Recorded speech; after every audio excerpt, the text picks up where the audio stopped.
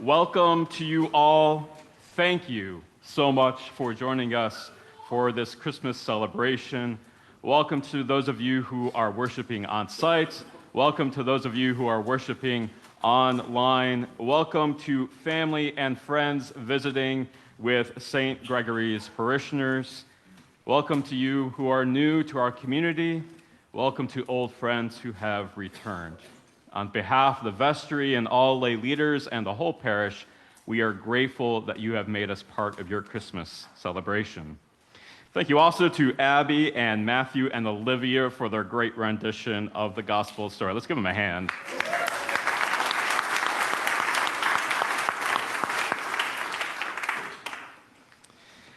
So there's a running joke, or at least I keep making a running joke, that despite the fact that I'm an Episcopal priest and pastor of an Episcopal church, I am a terrible Episcopalian.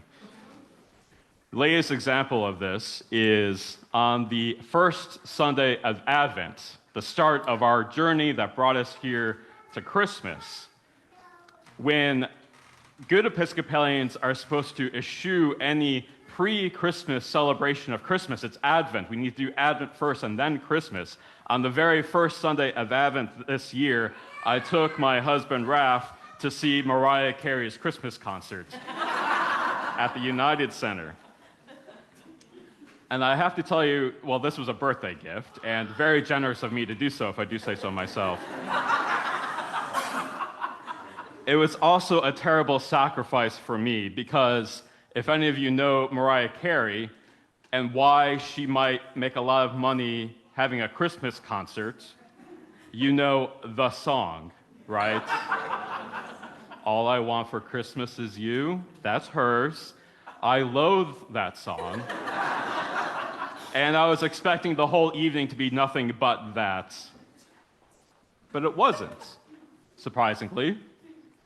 I have to remember to keep letting myself be surprised. We didn't get to that till the end, and instead, she took us through lots of different Christmas carols.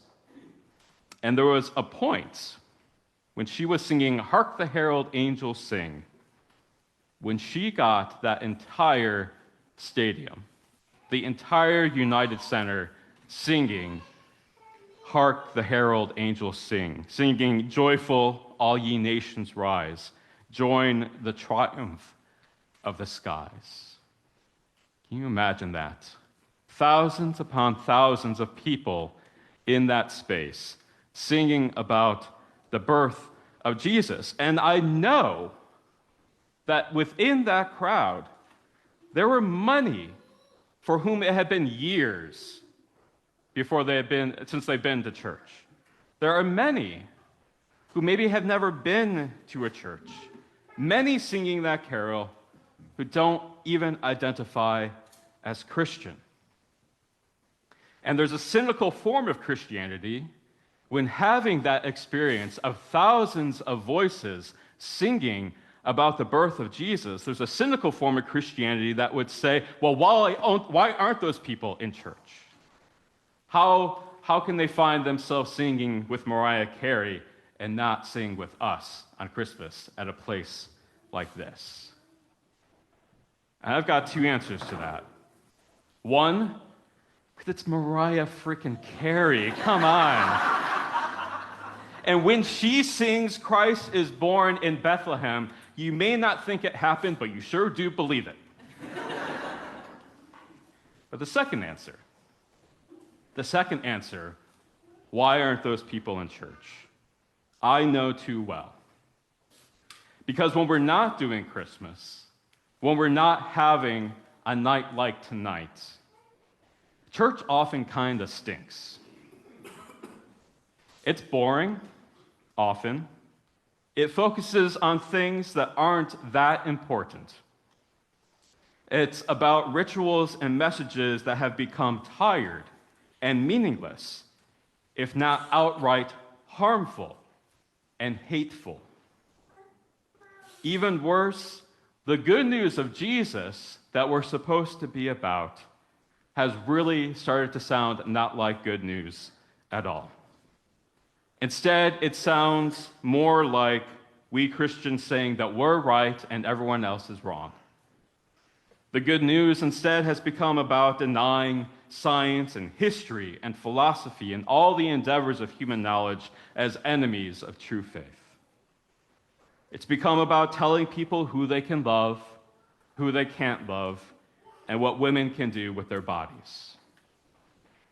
And at the heart of it, at the heart of why I think people don't come to church, why they can sing out about the newborn king, but can't connect that to the reality that happens in a space like this, is because Christianity has become so obsessed with proving that our stories are factual. We forget that our stories are supposed to be fantastical. If we think that there's nothing strange about a virgin giving birth, then something strange has gone on with us. If we think the sky filling up with angels and scaring the bejesus out of some poor shepherds is ordinary, then I like to see what is ridiculous. If we lose sight of the fact that the story of God becoming human and being born as a baby isn't literally unbelievable, then our belief isn't worth very much. Christmas. Why is Christmas so compelling, way beyond the boundaries of a church's walls, well beyond the boundaries of traditional Christianity? What makes this holiday resonate so well and so broadly and so deeply? And what can we learn about it to make the good news of Jesus actually good news to all people? Because Christmas is not about convincing anyone that we're right. It's just not. It doesn't come to us in that serious part of our brain that always likes to be right. It doesn't come into that serious part of our brain that worries about things like jobs and houses and paying taxes and, God help us, looming elections. Christmas comes to us. Christmas comes to all of us first in our imaginations. It comes crashing through the dark night of the ordinary, logical world like those throngs of angels in the story. The sky suddenly splits open. Suddenly, something new has happened. And suddenly we hear singing. We hear a song that touches something deep, deep in our unconscious, a story that's written into our hearts. It feels like it's in the marrow of our bones, like something we once dreamed, but we can't quite remember how it went. Glory in heaven, peace on earth, goodwill to everyone. And when we hear that song ringing in the darkness of the night, it asks us something. It asks us, are you sure? Are you really sure which is the dream and which is the reality? Because what if this song that you're hearing, this dream that you're remembering, this vision that you have this night, what if that is the real world? A world that keeps singing to us, like a parent rocking a sick baby through a feverish night. A world that calls to us across the chasm of our sleepiness. Wake up from this nightmare you all have made for yourselves, it says. Wake up from the nightmare that there isn't enough land and space, enough abundance, enough food to go around. Wake up from the nightmare that we can only imagine a peace that comes on the other side of a sword instead of the other side of a plowshare. A world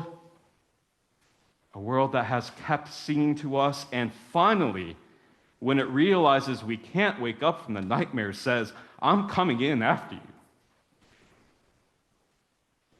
I will be born to you. In a single birth, the world is born anew. In a single life, a doorway is open to that world that we truly belong to. And day by day, sleeper by sleeper, imagination by imagination, that world is born again and again and again until the nightmare is finally over. My very dear friends, this is the night for taking back our imaginations. We have to take them back because they're so often used against us. Advertising is sold by making us imagine the worst about ourselves. Imagine the worst about people who are different from us. Imagine the worst about the future of this country. Imagine the worst about the future of our species on this planet. Never in my life have I been so worried about the power of self-fulfilling prophecies. But on this night, we can have courage, because on this night we are given power to hush all that noise. We are given power to rest beside the weary road and once again hear the angels singing from afar. We are given power to let the incredible story of this birth unleash our imaginations for the glories of that world that is born to us, that is born in us today. We are given power to echo back that song quietly, timidly at first, but soon, eventually, by and by, with the voices of thousands and thousands, singing of justice and mercy and peace, singing it not only with our voices, but then with our hands and our feet and our eyes and our minds, and singing even when it seems that it's only our voice that's singing, singing until it even gets into that part of our brain that worries about taxes and elections. And the more we sing it together, the more we imagine it together, the more real it does become. The more that world where there is abundance, more than enough for everyone, that world has taken on flesh and becomes the world in which we live. My very dear friends, I pray that your imaginations are set blazing with hope this Christmas and this new year. I pray that every joy of the season makes you strong to sing the song of the angels over and over, especially when you think you're alone, because the louder you sing, the more others can hear you and join you too.